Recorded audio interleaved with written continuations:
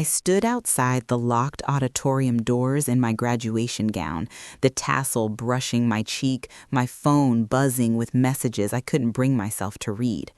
Inside, the lights were on, the chairs were set, my name was printed in the program, but the doors never opened for me. They opened for my sister instead.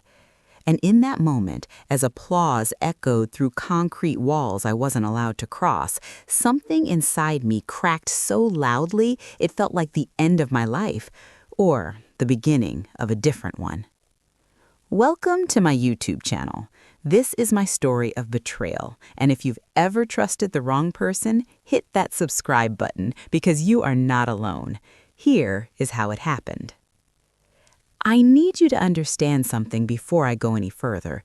This isn't a story about jealousy. It's not about sibling rivalry or family drama you can roll your eyes at and forget.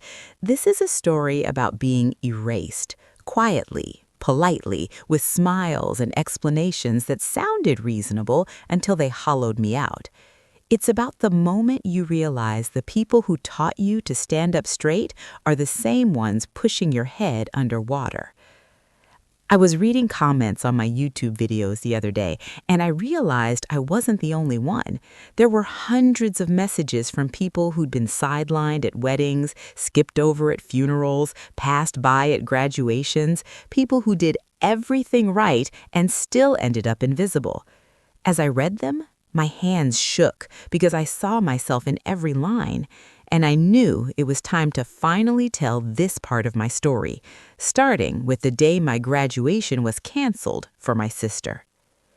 I had worked for that day like it was oxygen, late nights, early mornings, part-time jobs that left my feet aching and my mind numb. I remember studying on buses, in break rooms, at the kitchen table while everyone else watched TV. When I finally got the email confirming my graduation date, I cried alone in my room, pressing my fist to my mouth so no one would hear. I wanted to surprise them. I wanted to see pride bloom on their faces all at once. But pride, I learned, is a limited resource in some families. My sister had always been the center of gravity, not because she demanded it, no, that would have been easier to fight, but because everyone else quietly adjusted their orbits around her. If she was upset, plans changed. If she needed help, someone else's needs waited. If she failed, the world paused to soften the landing, and if she succeeded, we all gathered to clap.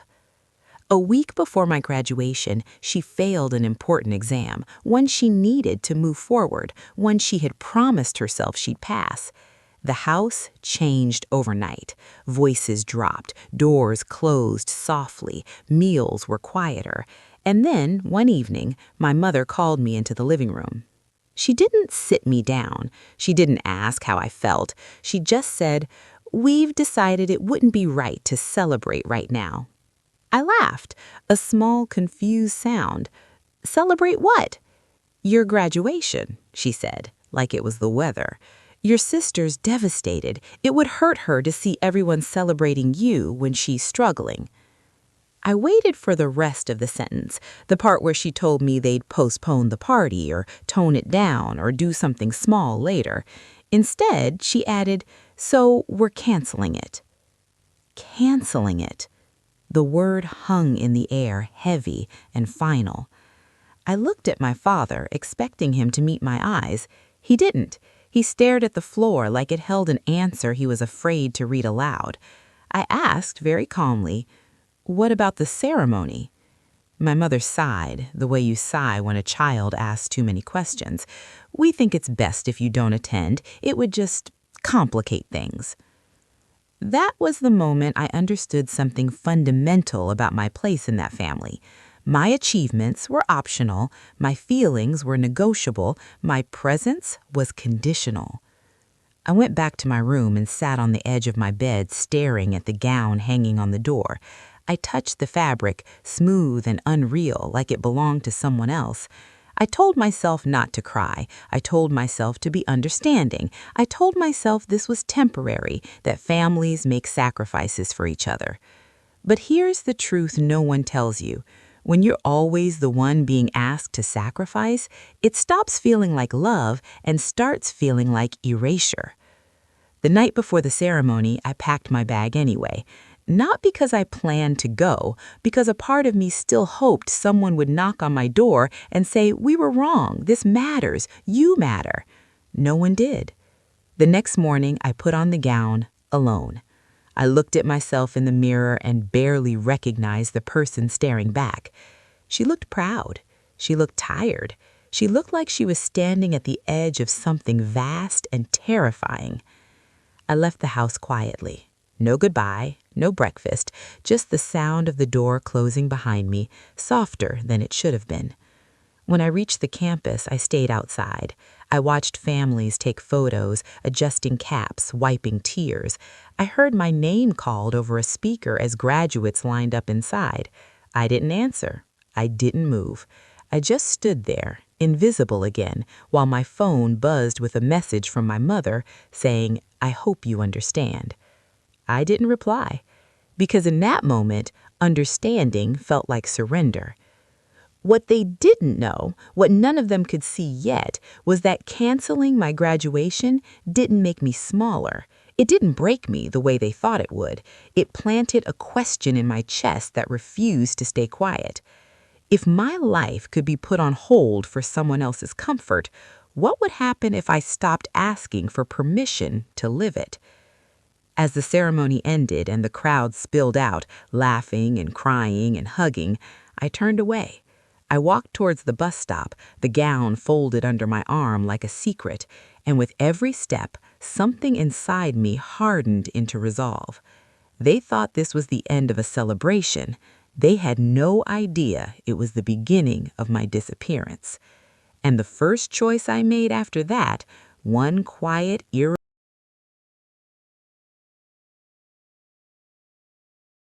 I didn't go home after that. Not because I had a dramatic plan or because I wanted to punish anyone, but because I didn't trust myself to walk back into that house and not shrink. I knew the smell of the hallway, the creak of the stairs, the way my mother's voice could soften everything and make me doubt my own pain. If I went back too soon, I would apologize for something I didn't do. I would explain myself into silence. So I sat on a bench across the street from campus, watching people celebrate lives that looked nothing like mine. My phone buzzed again, and again. Messages stacked up. Family group chats, cousins sending congratulations they assumed I was enjoying. My sister texting, "I'm sorry things are weird." Weird.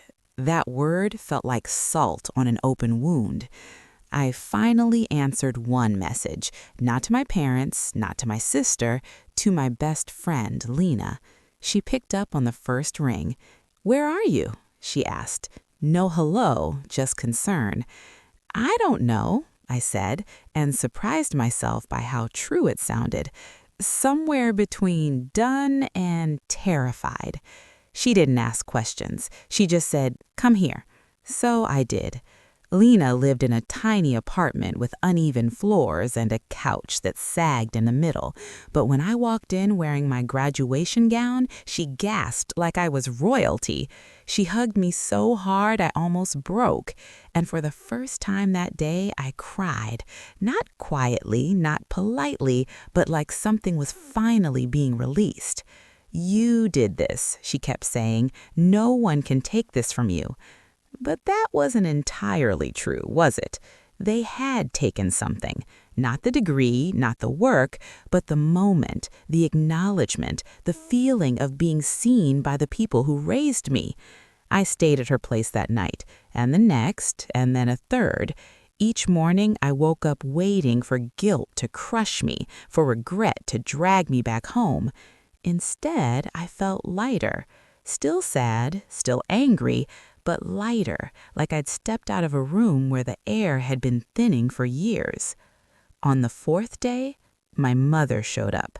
She didn't call first. She never did when she wanted control. I opened the door and saw her standing there, lips pressed tight, eyes already shiny. She looked small suddenly. Not powerful, not intimidating, just afraid. "Can we talk?" she asked. Lena hovered behind me, silent support in human form. I stepped outside and closed the door gently, the way I always had when I didn't want to cause a scene. My mother started crying immediately. "I don't understand why you're doing this to us." That sentence hit me harder than any accusation could have. "Doing what?" I asked. "Disappearing," she said. "You didn't come home. You didn't answer. People are asking questions."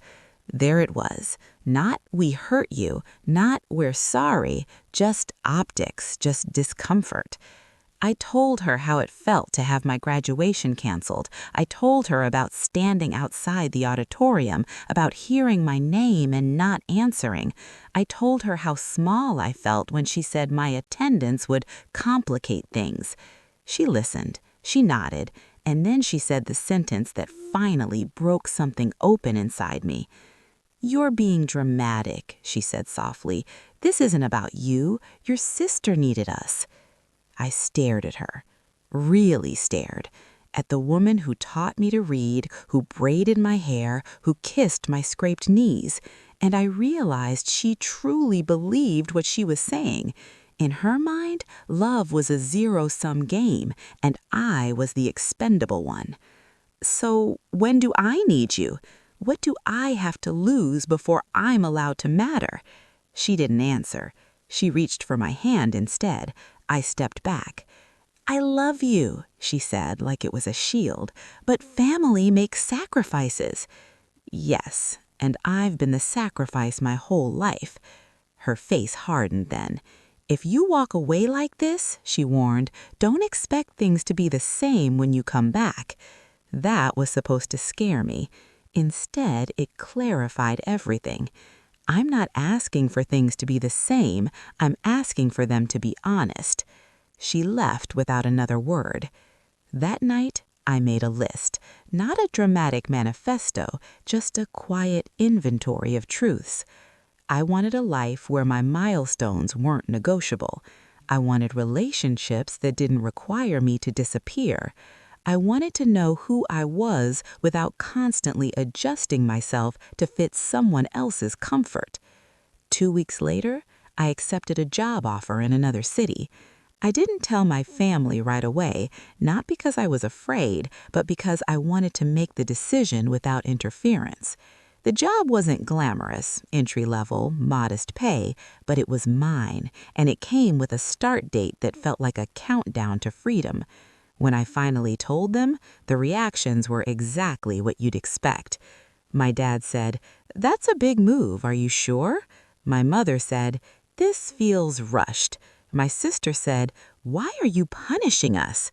Punishing, as if my absence was an attack, not a boundary. I moved anyway.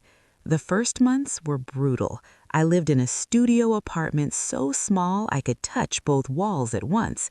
I ate noodles, I walked everywhere, I cried in the shower so no one would hear. But every struggle belonged to me. Every tiny victory, my first paycheck, my first promotion conversation, my first time saying no without shaking, felt monumental. And slowly, something unexpected happened. I stopped waiting for their approval. Weeks turned into months. Calls became less frequent. Messages grew shorter. Holidays passed with polite excuses. And somewhere along the way, I noticed I was breathing easier, sleeping deeper, laughing louder. I thought the distance would dull the pain. What I didn't expect was how much it would reveal. Because the farther I got from them, the clearer it became. They weren't missing me. They were missing my role. The fixer, the understanding one, the one who made things smooth. And then, just when I thought the story had settled into something manageable, I got a message that stopped my heart. A photo. My sister, in a cap and gown, surrounded by my parents, smiling, celebrated, applauded. The caption read, "So proud of our graduate, couldn't be happier." I stared at my phone, the room suddenly too quiet, my chest too tight. because in that moment, I realized something devastating. They hadn't just canceled my graduation, they had replaced it. And what I did next, how I responded to that single.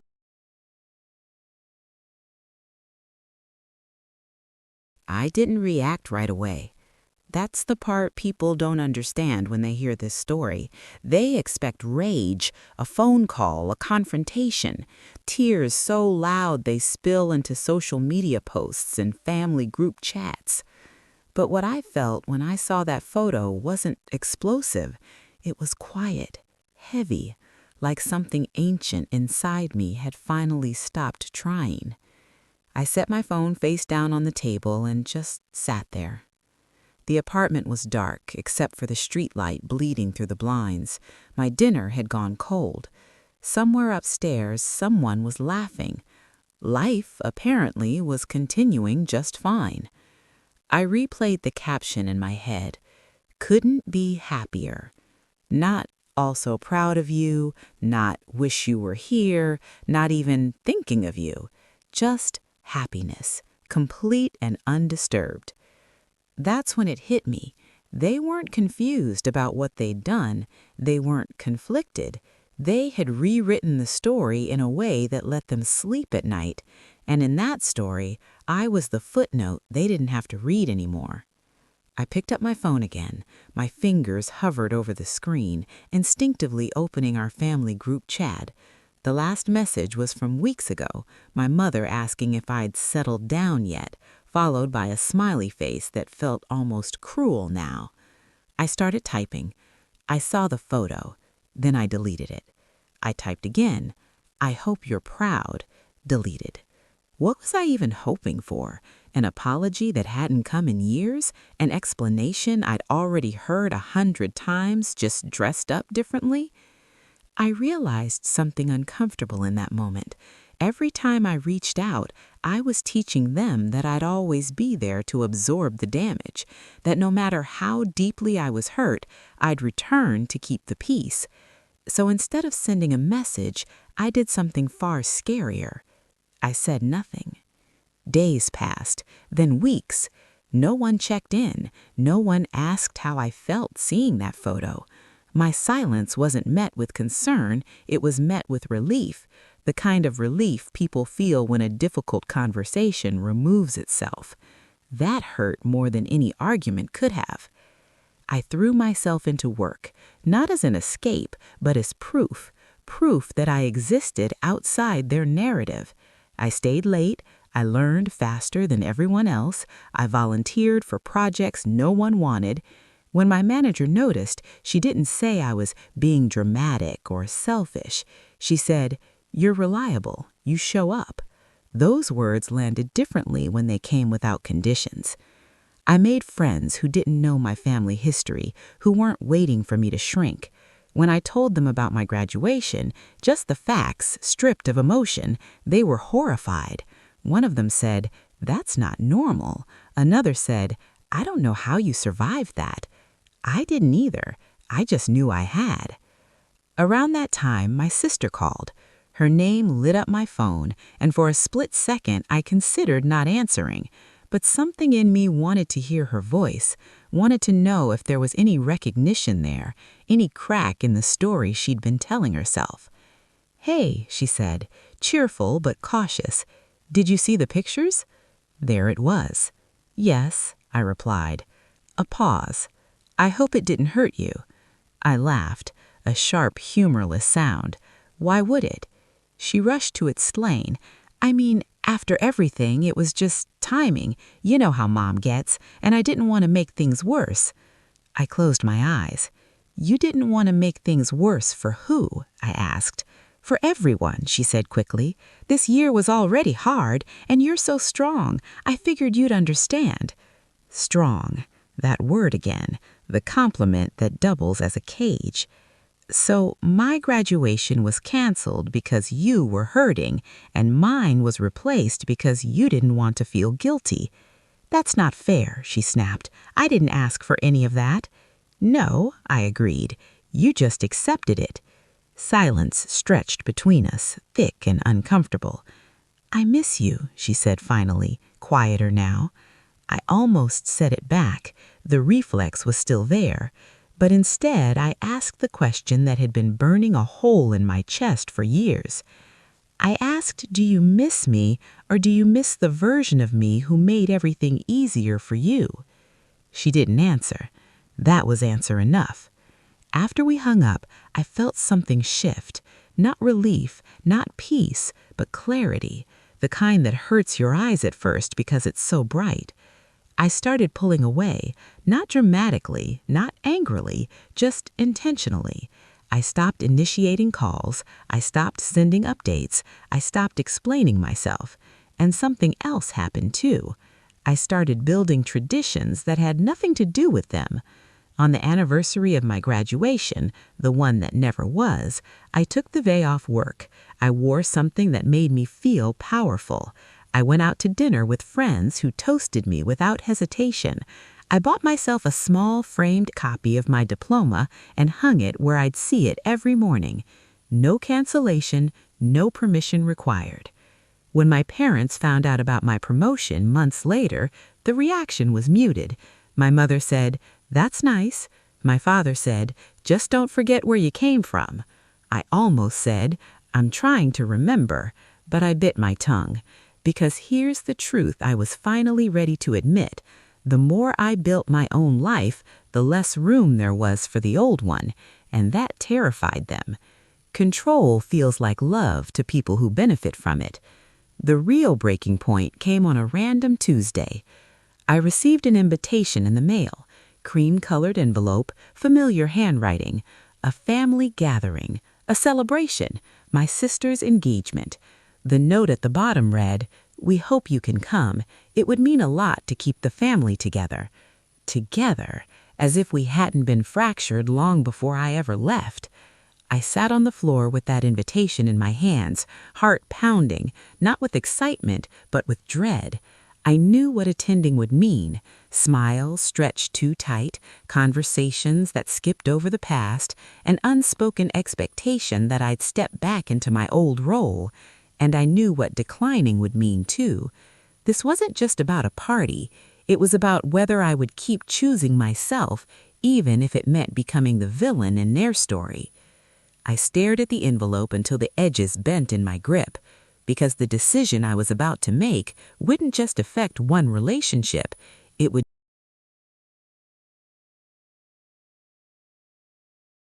I didn't RSVP right away. I left the invitation on my kitchen counter like it might explode if I touched it too much. Every time I walked past, my chest tightened. It felt ridiculous how a single piece of paper could undo months of hard-won independence. But that's the thing about families like mine. Distance doesn't erase the conditioning. It just quiets it until something familiar wakes it up again. I imagined walking into that engagement party. My sister glowing, my mother fussing over decorations, my father shaking hands, proud and silent, and me hovering on the edge, smiling too much, answering questions about my job, my apartment, my life, a performance, a test. "Look how well she's doing," they'd say. "See, she's fine." And just like that, everything that happened would be neatly erased. I thought about the comments I'd been reading on my YouTube videos, the ones that stuck with me late at night. People saying, "I went back and nothing changed," or worse, "I went back and I disappeared again." I didn't want to disappear, but I also didn't want to be cruel. So I called my father. He answered on the third ring. His voice sounded relieved, like my name lighting up his phone had lifted a weight he pretended not to carry. "We got your invitation," he said quickly, as if afraid I might hang up. "Your mother would be really happy if you came." I took a breath. I need to know something first. "Okay." "If I come," I said slowly, "are we going to talk about what happened, or are we pretending it didn't?" There was a long pause. I could almost hear him choosing his words. "This isn't the time," he finally said. "This is about your sister." Of course it was. "So there's still no room for me?" I said. "That's not what I mean," he replied, frustrated now. "Why do you always make things so complicated?" I closed my eyes. "Because they are complicated," I said. "You just don't like when I say it out loud." He sighed. "You've always been sensitive." That was it. The final brick in a wall I'd been leaning against for years, hoping it might crumble. "I'm not coming," I said. The silence on the other end of the line was sharp. "You'll regret this," he said quietly. Maybe, but regret felt familiar, manageable. What I was afraid of was resentment, the kind that rots you from the inside because you keep betraying yourself to keep others comfortable. When I hung up, my hands were shaking, not because I doubted my decision, but because it was the first time I'd made one without asking if it was okay. The backlash came fast. My mother texted paragraphs about family loyalty and forgiveness. My aunt left a voicemail reminding me that blood is blood. Even my cousin, who barely spoke to me growing up, messaged to say, "You only get one family." I didn't reply, because no one was asking why I felt the way I did. They just wanted the problem, the visible problem, to go away. The day of the engagement party, I stayed home. I cooked myself a real meal. I opened a bottle of wine. I put on music and let it fill the apartment until the walls felt warmer. Around the time the party would have started, my phone buzzed with photos, decorations, laughter, clinking glasses. I didn't look. Instead, I sat on the floor and cried, not because I missed them, but because I finally understood something painful and freeing at the same time. Choosing myself was always going to hurt. The difference now was that the pain meant growth, not loss. The next morning, I woke up to a message from my sister. "I can't believe you did this. You really know how to ruin everything." I stared at the screen for a long time before replying. "I didn't ruin anything," I typed. "I just stopped pretending." She didn't respond. Weeks passed, then months. The silence stretched, awkward and heavy at first, then strangely calm. Holidays came and went. I spent them with friends, with chosen family, with people who asked me questions and actually listened to the answers. My life expanded. I moved into a better apartment. I got another promotion. I started therapy. Not because I was broken, but because I wanted to understand why it had taken me so long to believe I deserved more. And that's when the patterns became impossible to ignore. Every story I told about my childhood had the same theme: me stepping back so someone else could step forward, me being praised for understanding, for patience, for sacrifice, me learning early that love was something you earned by being easy. No wonder walking away felt like betrayal. I wasn't just leaving them, I was leaving a version of myself they were comfortable with. About a year after the canceled graduation, my mother showed up again. This time, she called first. "I'm in town," she said carefully. "Can we meet?" I hesitated. Therapy had taught me that boundaries weren't punishments, they were information. I agreed to meet her in a public cafe, neutral ground, no home field advantage. She looked older, tired, the kind of tired that comes from holding up a story that no longer fits. We talked about small things at first, the weather, my job, her garden. Then she leaned forward and said, "Your sister is having a hard time." I felt my shoulders tense automatically. "She says you abandoned her," my mother continued. "She feels like you don't care anymore." I took a sip of coffee, buying myself a second. "I care," I said. "I just don't disappear anymore." She frowned. "Families compromise." "I did," I replied, "for years. I'm just done being the only one who does." She looked at me like she was seeing me for the first time and didn't like what she saw. "If you keep living like this," she said quietly, "you're going to end up alone." That sentence used to terrify me. Now it just made me sad. I'd rather be alone than invisible. I said.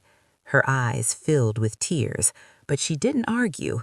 She just nodded like she was finally realizing that the old leverage was gone. As she left, she turned back once and said, "We never meant to hurt you." I watched her walk away before answering. "I know," I said softly, "but intent doesn't erase impact." That conversation changed something, not because it fixed anything, but because it confirmed what I'd been feeling all along. They weren't going to meet me where I was. They were waiting for me to come back to where they were comfortable, and I wasn't going back. A few weeks later, I received another message, this one from my sister. It was short, no emojis, no softness. "Mom says you think you're better than us now." I stared at the words, heart pounding, not with anger, but with a strange sense of inevitability, because I knew whatever I said next would either reopen old wounds or finally seal them.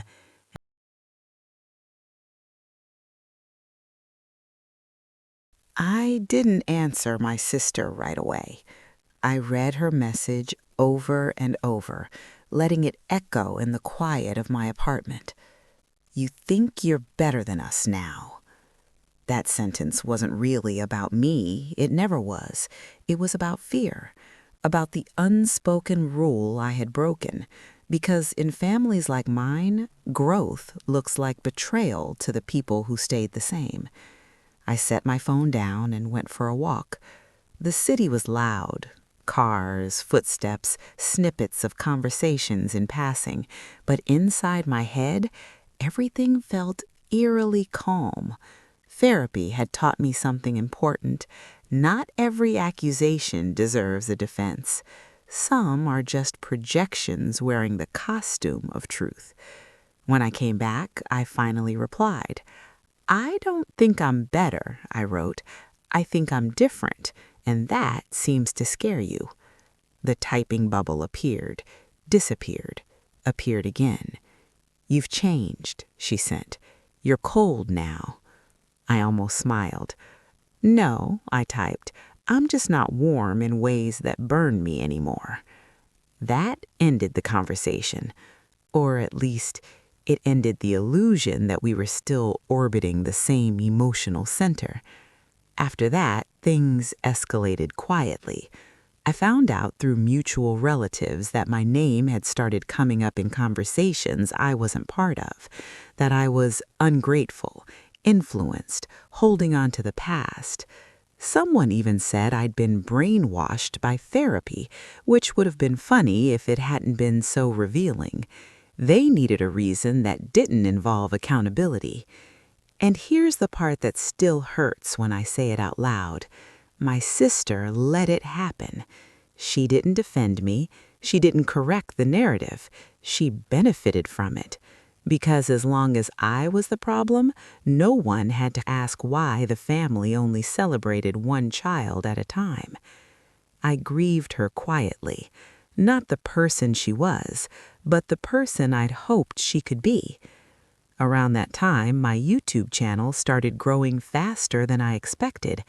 I'd begun sharing pieces of my story in fragments, not names, not accusations, just truths, about conditional love, about being the strong one, about what happens when your biggest milestones are treated like inconveniences. And people responded. Messages poured in, long ones, painful ones, brave ones. I thought I was selfish for wanting my parents to show up for me. My sister always comes first, and I thought that was normal. I walked away, and it's the hardest thing I've ever done.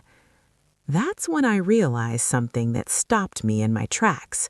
My silence at home had become my voice everywhere else. I wasn't just surviving anymore. I was helping people name what they'd been taught to swallow. One evening, after filming a video that left me emotionally wrung out, I checked my email and saw a message from my father. The subject line read, "We need to talk." My stomach dropped. I hadn't heard from him directly in months. He'd always let my mother do the emotional labor, deliver the guilt, soften the edges. This felt different. He felt different. We scheduled a call. When his face appeared on the screen, I barely recognized him. He looked older than I remembered. Smaller. The authority he used to carry so effortlessly had thinned. "I've been watching your videos," he said without preamble. My heart pounded. "All of them?" He nodded. "Enough." I waited. I didn't rush to explain, didn't apologize, didn't fill the silence the way I used to. "You make us sound cruel," he said finally. I met his eyes through the screen. "I talk about my experience. If it sounds cruel, maybe that's worth sitting with." He leaned back, exhaling sharply. "Your mother is hurt." "I know," I said. "I've been hurt too." "That's different," he replied automatically. I felt something in my chest tighten. "How?" I asked. He opened his mouth, then closed it again. The pause stretched, and for the first time in my life, I saw him struggle, not with anger, but with truth. "You were always capable," he said slowly. "We knew you'd land on your feet." There it was, the confession disguised as praise. "So you didn't worry about me," I said. "You assumed I'd absorb it." He didn't deny it. "You don't understand what it was like raising your sister," he continued.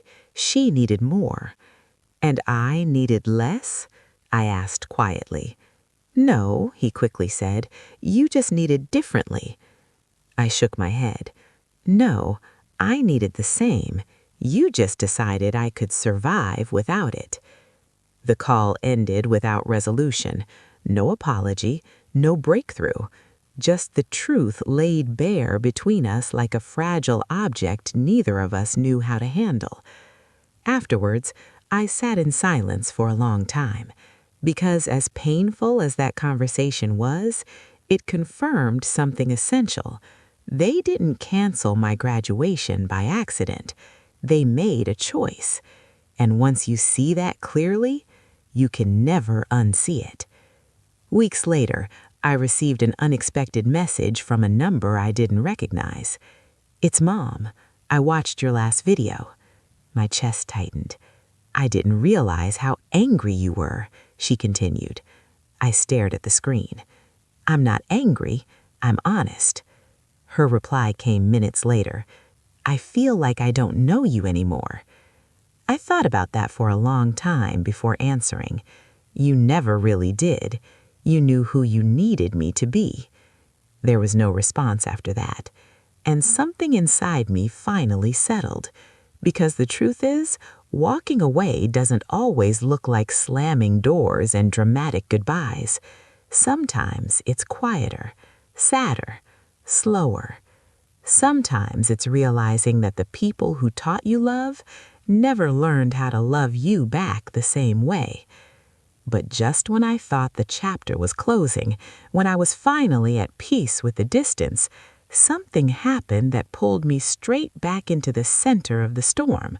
A message, a request, one last attempt to rewrite the story.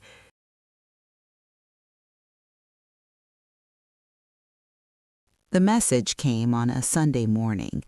I remember because Sundays used to mean family lunches, crowded tables, familiar routines I no longer belonged to. My phone buzzed while I was halfway through making coffee, the sound slicing through the quiet like a warning. It was from my mother. "Your grandmother is very sick. She keeps asking for you." My hand froze around the mug. This wasn't a casual update. This wasn't guilt dressed up as concern. This was different. This was blood deep, history heavy, impossible to ignore. My grandmother had been the only person in that family who loved me without conditions. She never ranked us, never asked me to be smaller.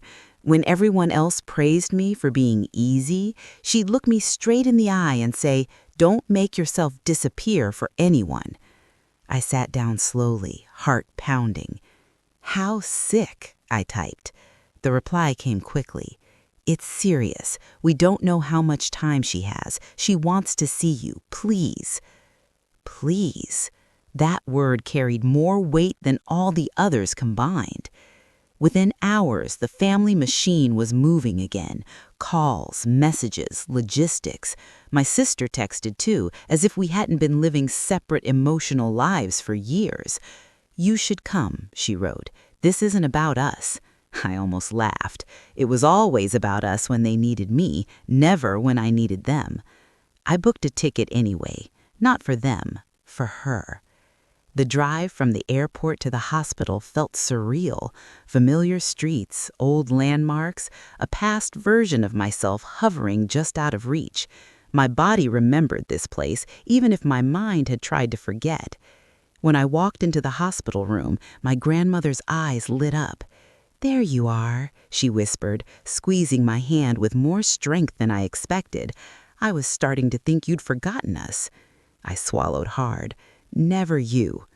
The room filled quickly after that. My parents, my sister, aunts and uncles, everyone pretending this was a neutral reunion, that nothing heavy had ever passed between us. But it was there, in the air, in the way my mother watched me too closely, in the way my sister avoided my eyes. Later, when the room cleared, my grandmother pulled me closer.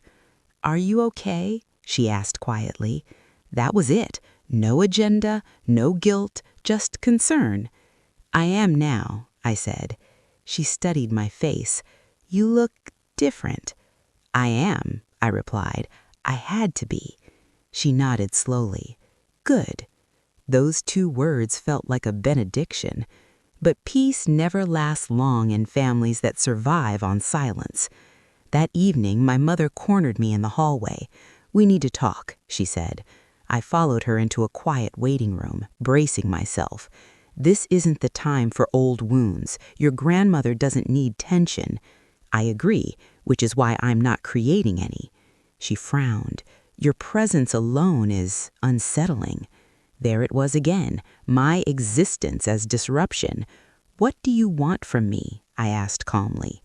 She hesitated, then said it. "We need you to help," she said. "Your sister is falling apart. This is bringing everything back for her. She feels abandoned." I stared at her. "You're asking me," I said slowly, "to comfort her while ignoring everything that led us here?" "She's fragile," she insisted. "And I wasn't?" I asked. Silence. Then the real request surfaced. "We want things to go back to normal. For your grandmother, for the family. Just let the past stay buried." Buried? Like my graduation, like my voice, like years of quiet compromise.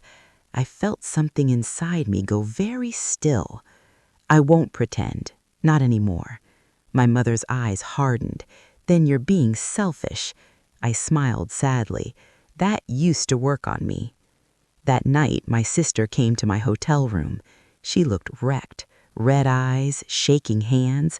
"I don't know how to do this without you," she said, sitting on the edge of the bed like we were children again. I waited. "I need you to be here, really here, not like this." "Like what?" "Like you're judging us, like you're above it all." I took a breath. "I'm not above it. I'm outside it." She started crying. "You left." "I was pushed," I said gently, "and when I stopped pushing back, I fell out." She looked at me like she wanted to argue, but couldn't find the words. "I didn't know they canceled your graduation would hurt you that much." That sentence landed like a final blow. "I know," I replied. "That's the problem." She reached for my hand. I let her take it, for a moment. "Can't we just start over?" she whispered. I thought of everything that would require. My silence, my shrinking, my forgiveness without accountability. "No," I said softly, "but we could start honestly." She pulled her hand away. The next day, my grandmother's condition worsened. Doctors spoke in careful tones, family members cried in corners, and suddenly all the old hierarchies reasserted themselves. Decisions were made without me, conversations happened just out of earshot. I didn't fight it. I stayed by my grandmother's side. On the last afternoon I saw her awake, she squeezed my hand and said something I'll never forget. "Don't go back," she whispered. "Whatever they ask you to be, don't go back." Tears burned my eyes. "I won't." She smiled. "Good. Build something beautiful." She passed away 2 days later. The funeral was a blur of blurred clothing and rehearsed grief. People hugged me like nothing had ever happened, like we were all still playing the same game. Afterwards, in the parking lot, my father approached me. "This changes things," he said. "We should be together now." I looked at him, really looked at him. "This changes nothing," I replied. "It just makes it clearer." His jaw tightened. "So you're choosing this, distance, division?" "No," I said. "I'm choosing truth." That night, back in my hotel room, I packed my bag. I knew, with a certainty that felt almost peaceful, that this was the last time I would ever come back like this, not as the fixer, not as the strong one, not as the sacrifice. But before I left town, before I closed that chapter for good, my phone buzzed one final time. A message from my mother. "If you walk away now, don't expect to be welcomed back." I stared at the screen, heart pounding, because the answer I was about.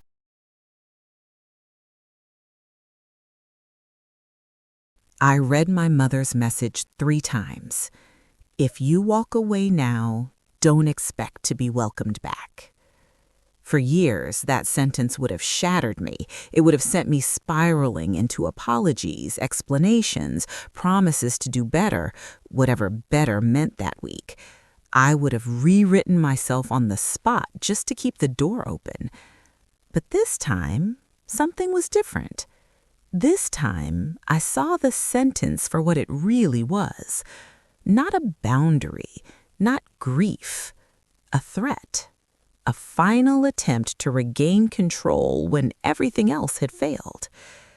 I sat on the edge of the hotel bed, the room humming with the low noise of the city outside.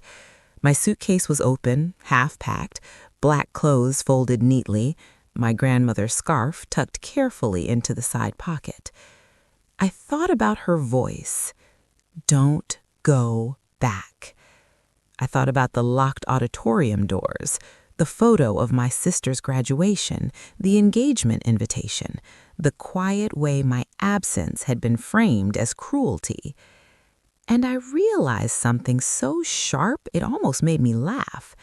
They weren't afraid of losing me. They were afraid of losing the version of me they could control.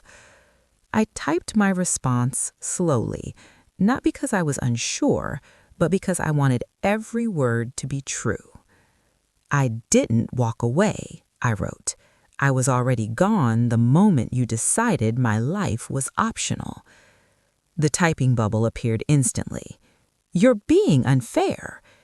I closed my eyes. "I'm being honest." Another message followed.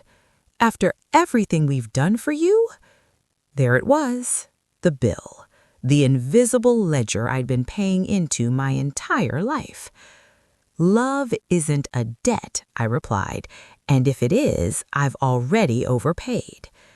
There was a long pause. Minutes passed.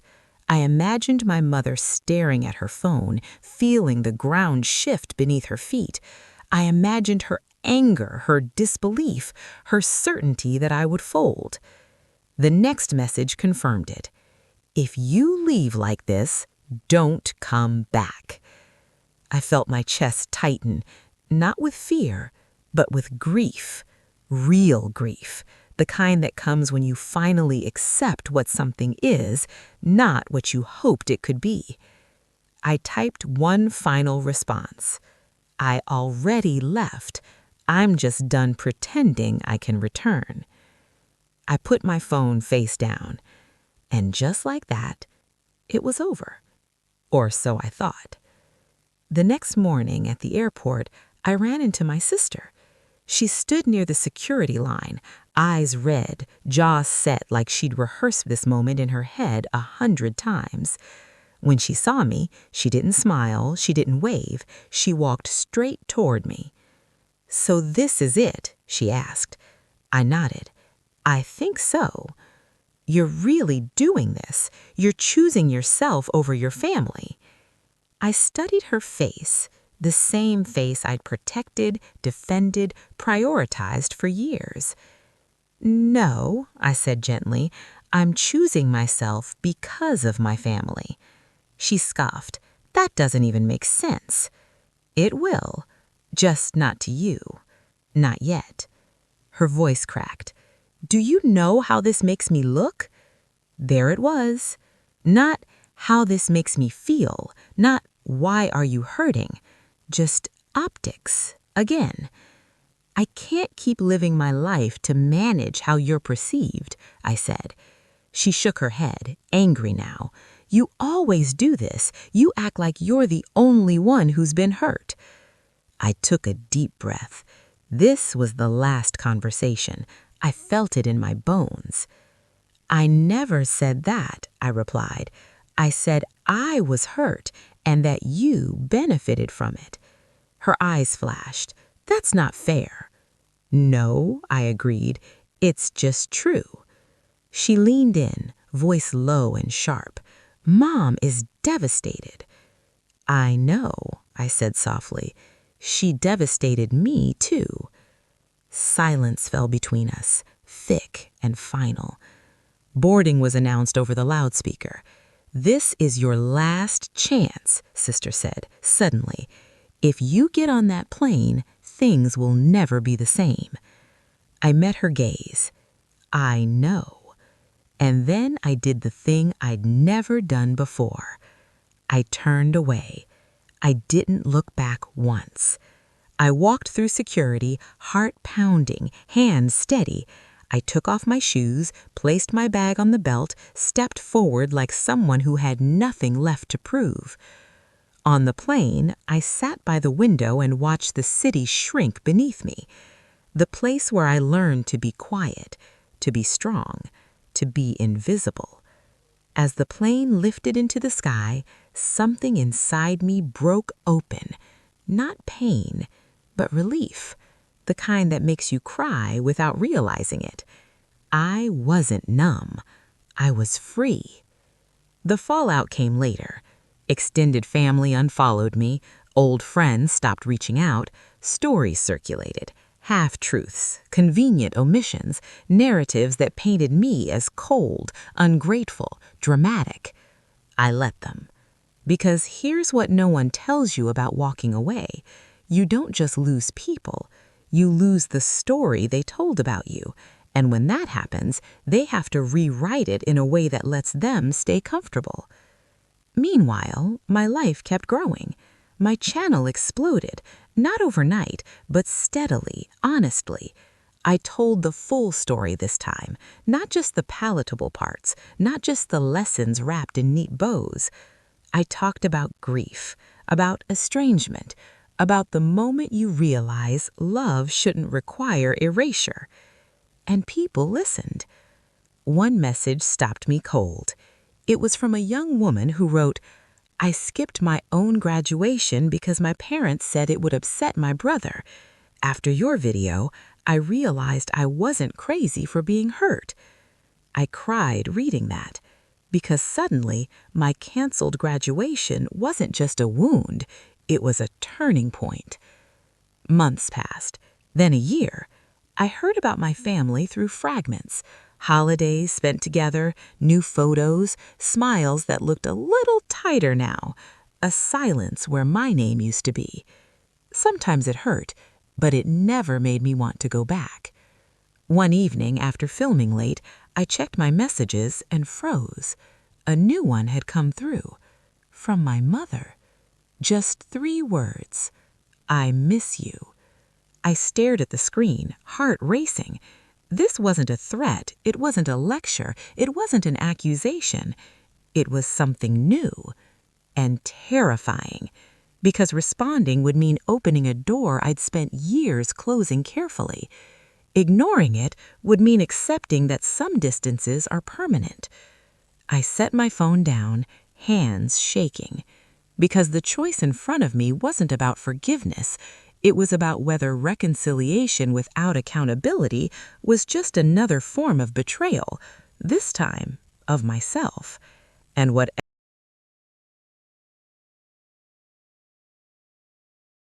I didn't reply to my mother's message right away. I miss you. 3 words, simple, soft, dangerous. I carried them with me for days like a stone in my pocket, small, heavy, impossible to ignore. I read them in the quiet moments, standing in line for coffee, waiting for an elevator, lying awake at night when the city finally went still. Every time a different emotion surfaced: hope, anger, longing, grief. Missing someone doesn't mean they're safe to return to. That was the truth I kept circling. I talked it through in therapy. I wrote about it in my journal. I filmed a video I never posted just to hear the words out loud. And slowly, something became clear. I didn't want to punish my mother. I didn't want to teach her a lesson. I wanted to protect the life I had built, the one that didn't require me to disappear. So I wrote back. Not immediately, not impulsively, carefully. I believe you, I typed, and I miss parts of you too, but missing someone doesn't undo what happened. If we talk, it has to be honest, and it can't come at the cost of my boundaries. I stared at the message for a long time before sending it. Then I let go. Her reply didn't come that day, or the next. A week passed, too. I felt the old anxiety try to claw its way back in, the urge to follow up, to soften the edges, to make it easier for her to respond. I didn't, because growth, I'd learned, often looks like restraint. When her response finally arrived, it was longer than I expected, careful, measured, and for the first time, different. I don't know how to do this, she wrote, but I'm tired of pretending everything is fine. I can't promise I'll understand everything right away. I can promise I'll listen. I cried when I read that, not because it fixed anything, but because it acknowledged reality. We didn't reunite overnight.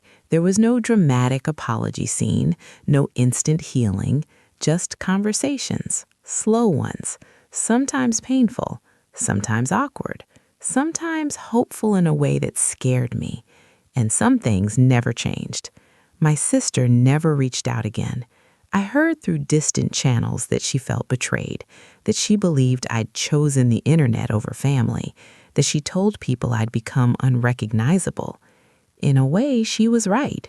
I was unrecognizable to the version of myself she needed me to be, and I finally made peace with that. Because here's the part no one warned you about. When you stop playing your role, the people who benefited from it will grieve you, even if you're still alive. They'll mourn the access, the convenience, the emotional labor you no longer provide. That grief isn't your responsibility. What is your responsibility is the life you wake up to every day. Mine looked different now. It looked like a career built on honesty, not compliance. It looked like friendships where my milestones were celebrated without negotiation. It looked like holidays filled with warmth instead of tension. It looked like a diploma on the wall, no longer a reminder of what was taken, but of what I survived. On the anniversary of my graduation, 2 years after the doors were locked to me, I hosted a small dinner. Nothing fancy. Candles, music, people who knew the full story and loved me anyway. Before we ate, one of my friends raised a glass. "To choosing yourself," she said. My throat tightened, because choosing yourself isn't a one-time decision. It's a practice.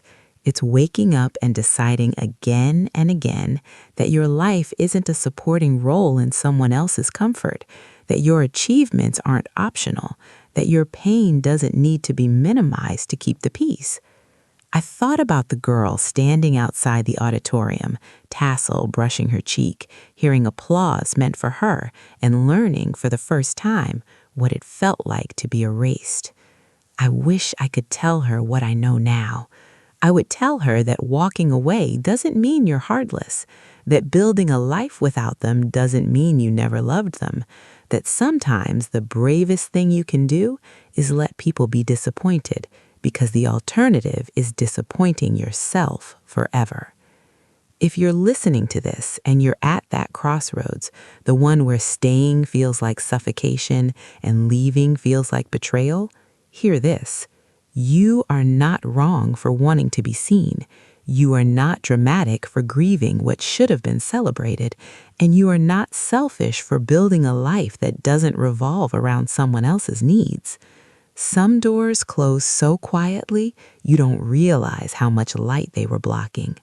Mine closed the day my graduation was canceled, and on the other side of that door, I found something I didn't even know I was allowed to want. A